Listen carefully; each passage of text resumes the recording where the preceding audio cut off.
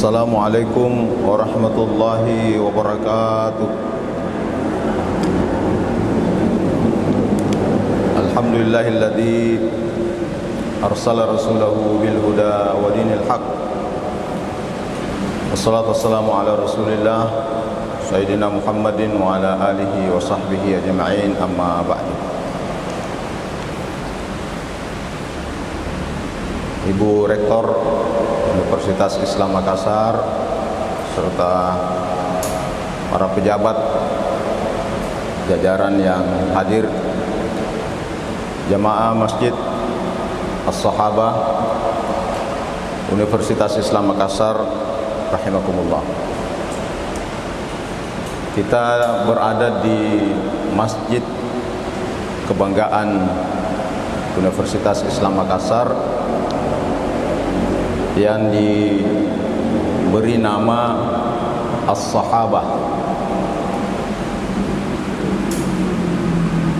Nama As-Sahabah ini tentu diambil dari istilah yang sangat populer dalam perjalanan dan sejarah Islam yang bersama Nabi kita Muhammad SAW sebagai generasi awal. Nabi pernah menyebutkan generasi Islam yang terbaik adalah generasi sahabat. Tsummal ladzina yalunahum, kemudian generasi berikutnya. Tsummal ladzina yalunahum, kemudian berikutnya. Kalau demikian, filosofi sahabat itu sesuatu yang memiliki syarat dengan makna dan nilai.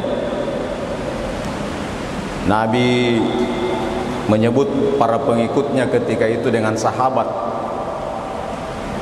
Sahabat itu bahasa Arab, berasal dari kata atau seakar dengan kata sahib. Biasa kita sebut pemilik rumah namanya sahibul bait. Pertemanan yang bukan sekedar teman itu disebut dengan sahabat.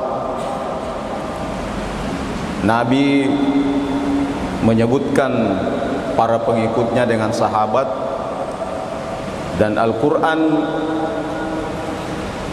mendeklar sahabat itu di dalam ayat-ayat.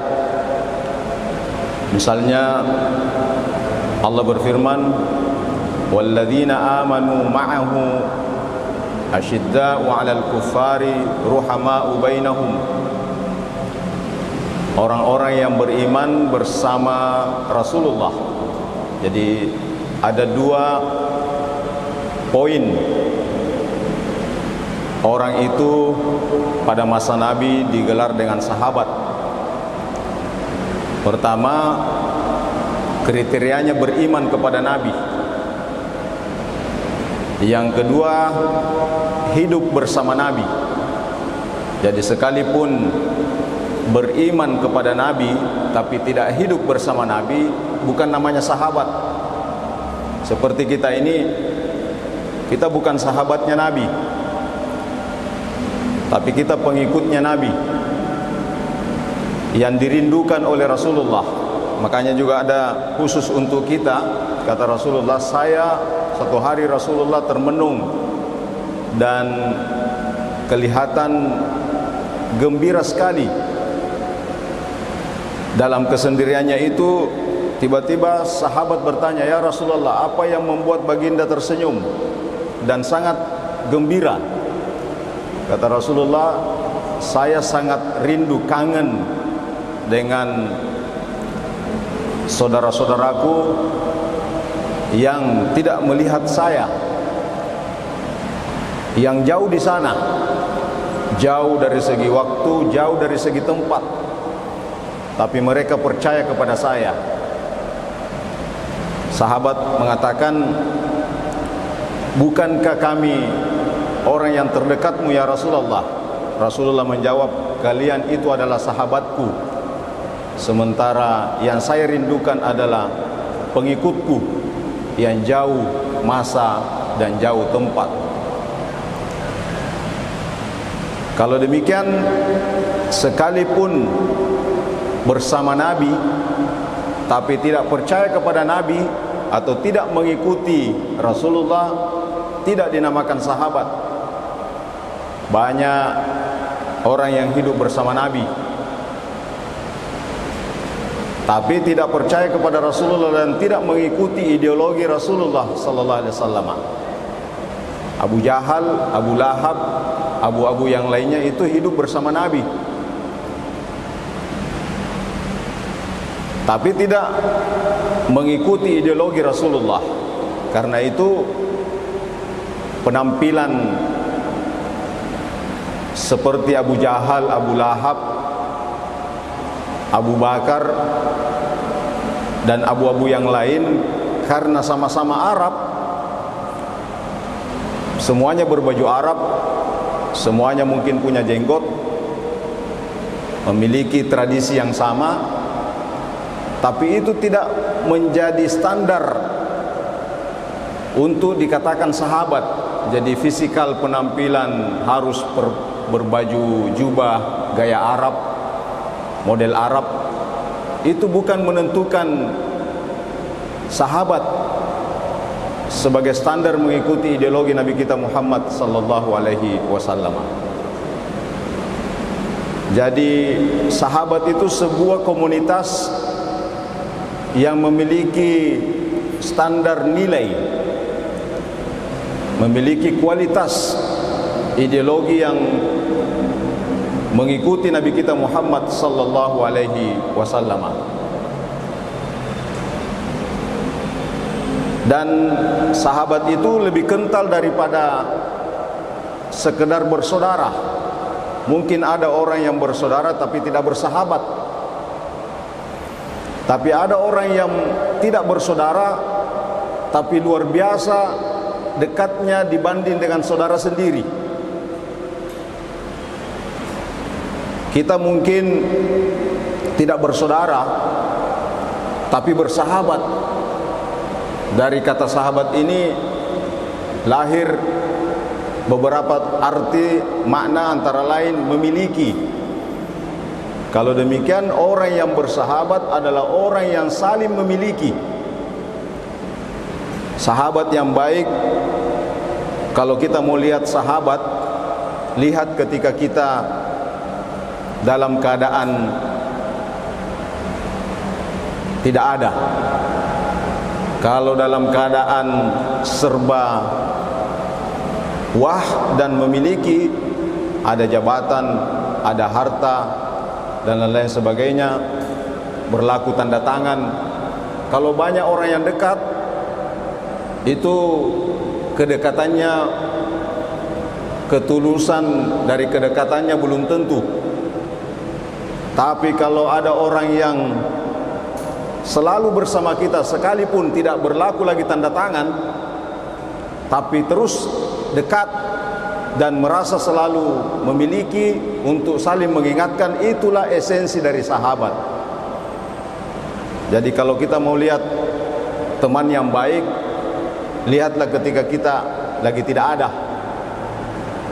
Kalau ada teman yang selalu mengajak kita makan, dikit-dikit ayo kita makan, traktir, nah itu sahabat yang baik. Tapi kalau ada orang yang selalu mengajak orang untuk selalu minta ditraktir, wah itu mencari kesempatan berteman saja. Jadi persahabatan itu adalah kualitas bersama. Itulah sebabnya jamaah sekalian, ketika Nabi Nuh memanggil putranya yang tidak percaya kepada Nabi Nuh, apa kata Nabi Nuh?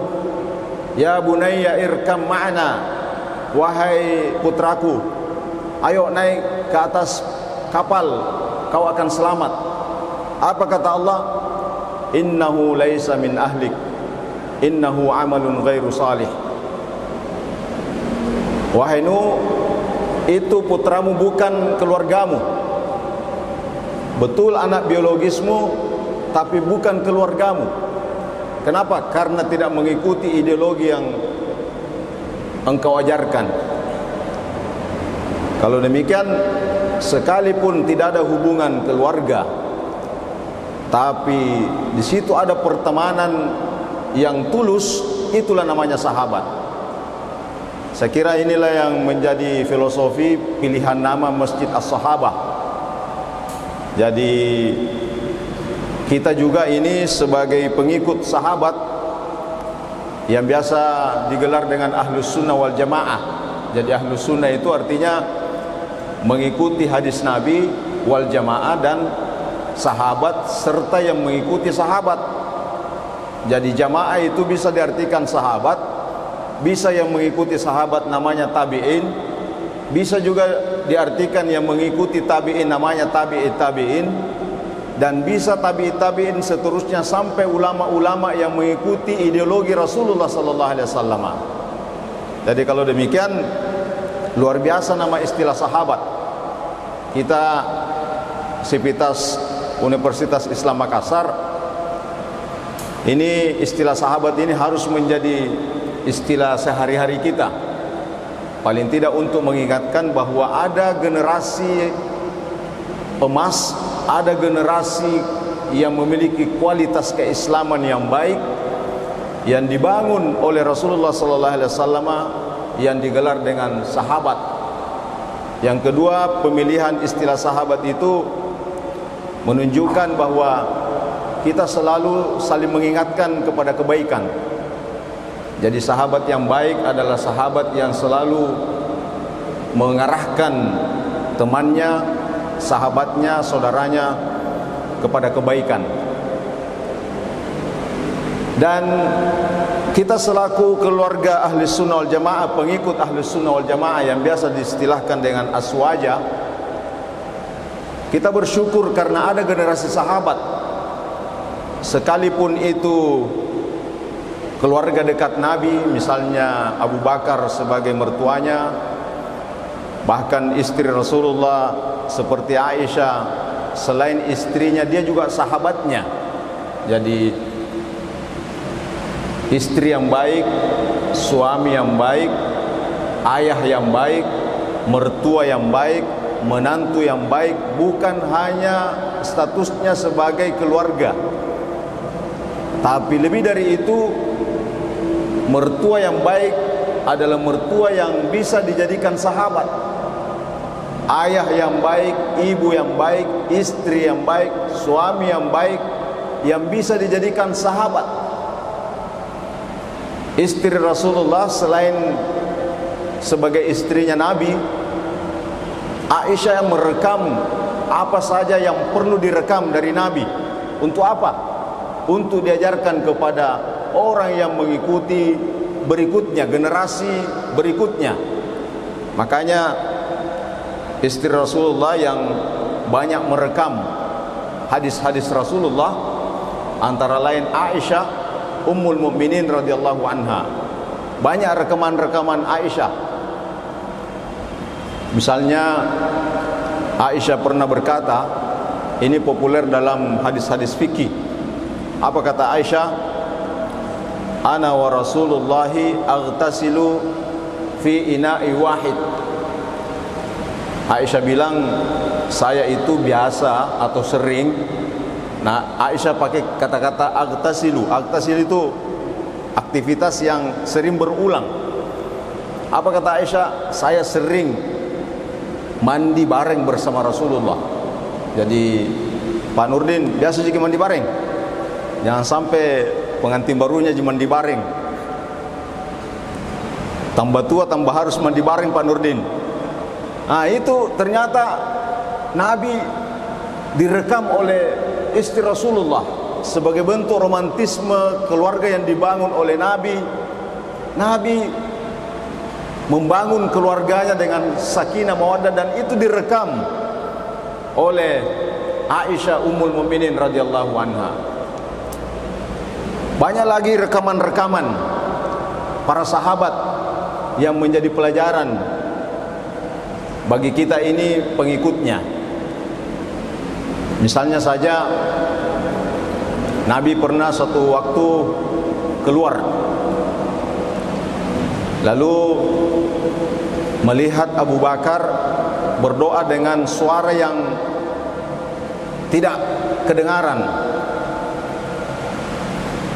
Beberapa langkah berikutnya Nabi melihat pemandangan yang berbeda. Melihat Umar yang suara zikirnya luar biasa besarnya. Kalau Abu Bakar itu begini saja, Umar berzikir besar sekali. La ilaha illallah wahdahu la syarikalah lahul mulku wa lahul. Besar sekali suaranya Umar.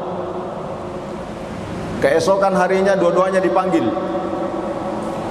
Abu Bakar ditanya, Abu Bakar, apa yang kamu kerja? Abu Bakar jawab, saya zikir ya Rasulullah. Tapi kenapa tidak ada suaranya Abu Bakar? Ini Abu Bakar mertuanya Nabi. Kata Abu Bakar, tidak perlu saya besarkan suara ya Rasulullah, karena Allah sudah tahu apa yang saya zikirkan. Allah sudah tahu apa yang saya minta. Tidak perlu saya besarkan suara. Kata Rasulullah, bagus, tapi bagus kalau diangkat-angkat sedikit suaranya. Gimana dengan Umar? Apa yang kamu lakukan? Besar sekali suaranya. Umar menjawab, ya Rasulullah, di samping saya itu tidur, di samping saya lagi yang satu itu tidak tahu zikir.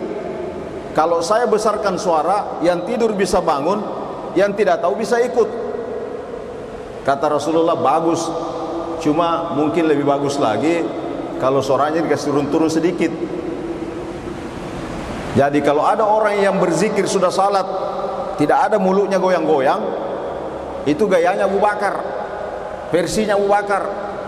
Tapi kalau ada yang besar suaranya, itu versinya Umar. Nah, Nabi kasih jalan tengah. Wala tajhar bi salatika. Ada ayat menyebutkan wala tajhar bi salatika wala tukhafid biha wabtaghi baina dzalika sabila. Jangan terlalu besarkan suara, jangan tidak ada suara, wabtaghi baina dzalika sabila, yang sedang-sedang saja. Nah, ini gaya sedang-sedang saja dengan zikir, inilah gayanya ahli sunnah wal jamaah. Jadi kenapa kalau sudah salat kita imamnya itu membaca zikir dengan suara yang kedengaran, supaya apa? Jamaah di belakang bisa mengetahui urutan zikirnya, bisa mengetahui bagaimana zikir-zikir yang dibaca setelah salat. Inilah manfaatnya dan itulah gayanya sahabat. Jadi sahabat itu tidak egois dengan sendirinya. Nabi ajarkan kebersamaan.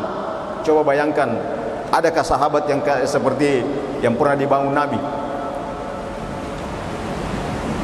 Ketika Nabi berada di Madinah, dikumpulkan semua umat Islam. Nabi katakan, saya mau persaudarakan kalian antara Ansar dengan Muhajirin. Lalu kemudian ekspresi sahabat seorang yang bernama Sa'ad bin Rabi' melihat kira-kira siapa yang bagus saya jadikan saudara dari Muhajirin. Jadi Ansar ini, orang Ansar ini yang namanya Sa'ad bin Abdul Rabi', menurut riwayat aktsaru al-ansari malan. Jadi orang Ansar yang paling kaya. Kira-kira kalau di Makassar ini siapa yang paling kaya? Ya itulah kira-kira Sa'ad bin Rabi'. Lalu dipanggil Abdurrahman bin Auf, orang muhajir yang tidak bawa apa-apa. Apa kata Sa'ad bin Rabi'? Abdurrahman bin Auf, saya ini orang paling kaya di sini. Sekarang saya mau uqsimu mali nisfain. Saya mau bagi dua harta. Jadi ada dua kebun saya, satu tak. Satu kebun untuk saya, satu kebun untuk kamu. Saya kasih saja, sertifikatnya ambil semua. Ya. Bukan hanya itu. Li zaujan, saya punya dua istri. Bagaimana Pak Nurdin? Tidak bisa. Kata Sa'ad bin Abi Rabi', saya punya dua istri. Kau lihat yang mana yang cantik, yang mana yang kau suka. Kalau kau pilih, nanti saya talak. Kalau sudah lepas iddahnya, silahkan kawini. Kira-kira kalau kita dikasih begitu Pak, bagaimana itu? Seorang sahabat memberikan sesuatu yang terbaik kepada sahabatnya, tapi sahabat yang baik juga tidak menerima begitu saja. Apa kata Abdurrahman bin Auf? Bukan itu saudara, bukan itu sahabat yang saya mau. Tolong saja ditunjukkan saya di mana pasar di sini. Saya mau berbisnis, saya mau berdagang di pasar itu. Cukup, tak usah kau berikan hartamu, apalagi istrimu, pelihara saja dengan baik itu. Perlihatkan saja saya di mana pasar, nanti saya berbisnis. Ternyata hanya hitungan bulan Abdurrahman bin Auf menjadi orang terkaya di Madinah. Itulah namanya sahabat. Jadi sahabat yang baik juga jangan dikasih hati, mau apa? Mau jantung. Ah, itu bukan sahabat itu. Jadi sahabat kita nikmat bersama-sama dan suka bersama dan duka bersama. Itulah namanya sahabat. Dan inilah yang kita bangun di Masjid As-Sahabah ini sebagai ikon Masjid Universitas Islam Makassar, filosofi sahabat. Mudah-mudahan kita bangun dari masjid ini sehingga sivitas akademika Universitas Islam Makassar bisa menjadi patron bagaimana persahabatan yang kita bangun untuk selanjutnya kita kembangkan di masyarakat Sulawesi Selatan dan membangun umat yang berhaluan ahli sunnah wal jamaah. Hadanallahu wa iyyakum ajma'in. Wallahu muwaffiq ila aqwamit thariq. Wassalamualaikum warahmatullahi wabarakatuh.